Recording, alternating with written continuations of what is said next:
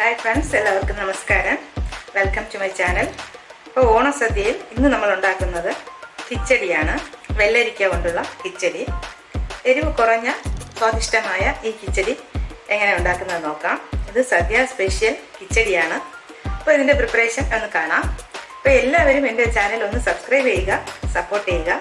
അപ്പോൾ ഞാൻ ഇടുന്ന വിഭവങ്ങളൊക്കെ നിങ്ങൾ ട്രൈ ചെയ്യുന്നുണ്ടാവുമെന്ന് ഞാൻ വിശ്വസിക്കുന്നു. അപ്പോൾ നമുക്ക് ഇന്നത്തെ റെസിപ്പിയിലോട്ട് കടക്കാം. എൻ്റെ ചാനൽ എല്ലാവരും ഒന്ന് സബ്സ്ക്രൈബ് ചെയ്യുക, സപ്പോർട്ട് ചെയ്യുക.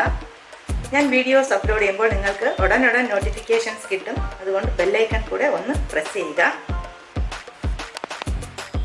അപ്പോൾ നമുക്ക് കിച്ചടിയാണ് ഞാൻ ഉണ്ടാക്കുന്നത്.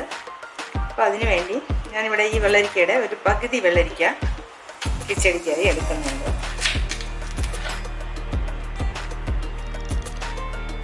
ഇതിനെ നമുക്ക് നന്നായി തൊലി കളഞ്ഞ് എടുക്കാം.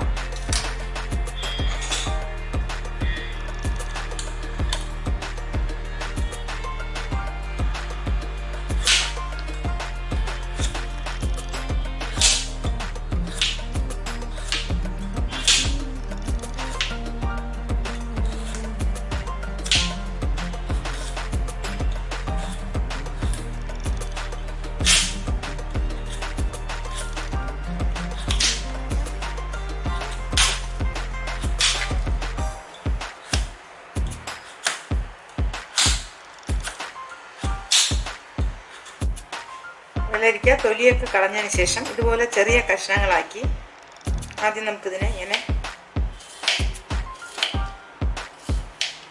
സ്ലൈസ് ചെയ്യാം. അതിനുശേഷം ഇതിനെ ഒന്ന് അടുക്കി വെച്ചിട്ട് എത്ര ചെറുതായി അരിയാൻ കഴിയുമോ അത്രയും ചെറുതായി അരിയാം. ഇങ്ങനെ വീണ്ടും എനിക്ക് കൂടെ ഇങ്ങനെ ചെയ്യാൻ പറ്റിയാൽ കൊള്ളാം. ഇതെങ്ങനെ ഇതാ അരിഞ്ഞെടുത്തിട്ടുണ്ട്. ഇതുപോലെ നമുക്ക് മുഴുവനും അരിഞ്ഞെടുക്കാം. ഇപ്പോൾ ഓണസദ്യയുടെ വിഭവങ്ങൾ ഒന്ന് എരിവുള്ളതാണെങ്കിൽ ഒന്ന് എരിവില്ലാത്തത്, അങ്ങനെ എല്ലാത്തിനും ഓരോരോ ടേസ്റ്റിലുള്ളതാണ്. എരിവ് കൂടിയതും പുളി കൂടിയത്, മധുരം കൂടിയത് അങ്ങനെയുണ്ട്. ഇപ്പോൾ പിക്കിളൊക്കെ ഭയങ്കര എരിവായതുകൊണ്ട് ഇപ്പോൾ എരിവ് കുറവായിട്ടുള്ള ഒന്നാണ് ഈ കിച്ചടി. അപ്പോൾ എല്ലാം എരിവുള്ളത് കഴിക്കുമ്പോൾ ഇടയിൽ എരിവില്ലാത്തതും നമുക്ക് കാണും സദ്യയിൽ.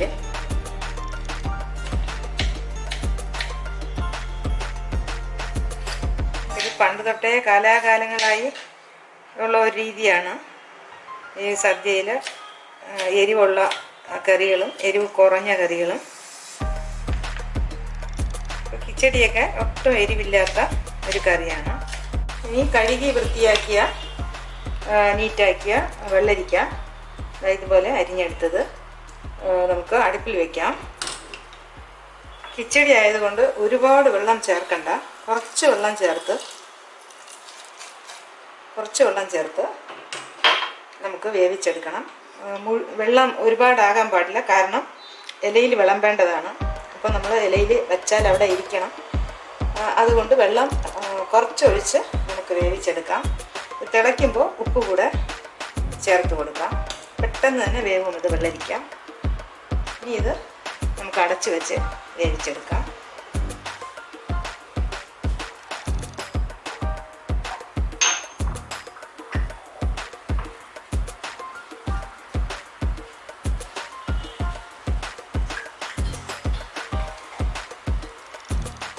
ഇനി നമുക്കിതിന് ആവശ്യമായ അരപ്പ് തയ്യാറാക്കാം. ഇതിനിവിടെ ഒരു ചെറിയ തേങ്ങയുടെ ഒരു ഹാഫ് എടുത്തിട്ടുണ്ട്. അധികം മുറ്റാത്ത തേങ്ങയാണ് നമുക്ക് കിച്ചടി പോലുള്ളതിന് നല്ല ടേസ്റ്റ് കൊടുക്കുന്നത്. ഒരു 1/2 ടീസ്പൂൺ ജീരകം. ഇത് അധികം എരിവില്ലാത്ത ഒരു കറിയാണ്, അതുകൊണ്ട് ഒരു പച്ചമുളക് ഇടുന്നുള്ളൂ.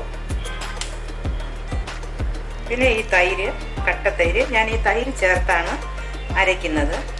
കാരണം പിന്നെ തൈര് ചേർക്കാൻ വിചാരിച്ചാൽ ചിലപ്പോൾ വെള്ളമായി പോകും. അതുകൊണ്ട് നമുക്ക് ആവശ്യത്തിന് തൈര് ചേർത്ത് അരച്ചു കഴിഞ്ഞാൽ പിന്നെ നമുക്ക് അത് ലൂസായി പോകുന്ന പേടിക്കണ്ട. ഇപ്പോൾ വെള്ളരിക്ക നന്നായി വെന്ത് കഴിഞ്ഞു.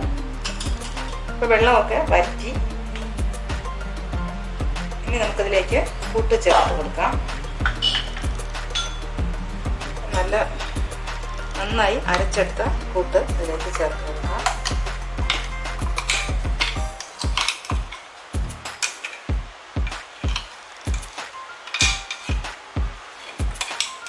ഇപ്പം നമുക്ക് സാധാരണ ദിവസങ്ങളിൽ ഉണ്ടാക്കുന്ന കിച്ചടി ഇത്തിരി വെള്ളമായി പോയാലും കുഴപ്പമില്ല.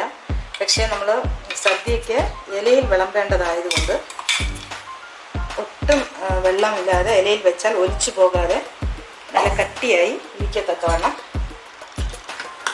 ചെയ്യണം. അപ്പോൾ ഇത് നല്ല കട്ടിയായിട്ടുണ്ട്. ഞാൻ തൈരും ചേർത്ത് അരച്ചതുകൊണ്ട് ഒട്ടും ലൂസായിട്ടില്ല. ഇതിപ്പോൾ പാകത്തിന് നല്ല കട്ടിയായി വന്നു. ഇനി നമുക്കിതിലേക്ക് വറുത്തിടേണ്ടതൊക്കെ വറുത്തിടാം.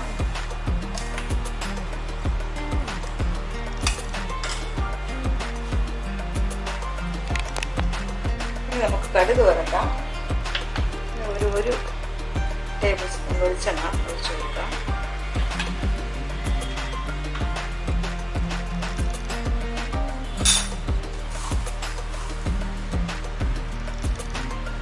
കടുക് കൊടുക്കാം.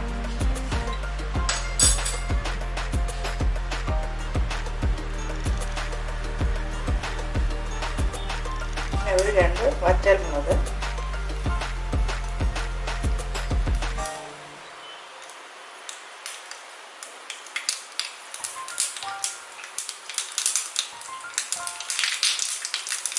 വറ്റൽമുളകും കൂടെ ചേർത്ത് കൊടുക്കാം.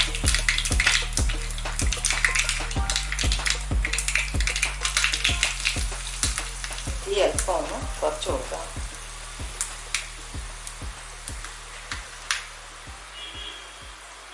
ഈ കരിവേപ്പില കൂടെ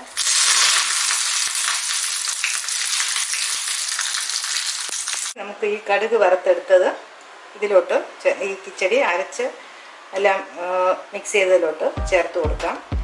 തീ ഇനി അധികം വേണ്ട, കാരണം തിളയ്ക്കാൻ പാടില്ല. ചെറുതായി ചൂടായാൽ മതി. ഇതുകൂടെ ചേർത്ത് കൊടുക്കാം.